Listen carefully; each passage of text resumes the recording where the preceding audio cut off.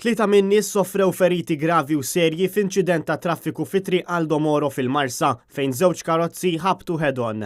L-inċident seħ matul il-lejl li għadda l-ħabta ta' sija neqsin 20 ta' filgħodu fi triq Aldo Moro l-Marsa.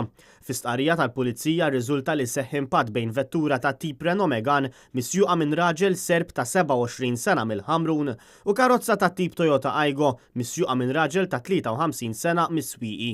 Fiż-żewġ karozzi kien hemm il-passiġġiera mara ta' 43 sena residenti l-Ħamrun li kienet passiġġiera fil-vettura ta' tip Renault Megane, filwaqt li mara ta' 49 sena residenti Swieqi kienet passiġġiera fil-vettura ta' tip Toyota Aygo.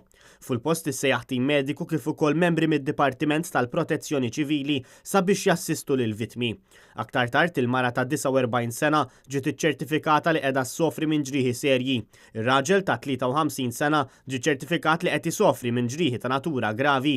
Il-mara ta' 43 sena ġiet iċċertifikata wkoll li qed issofri minn feriti gravi filwaqt li r-raġel ta' 27 sena ma sofra l-ebda ġrieħi.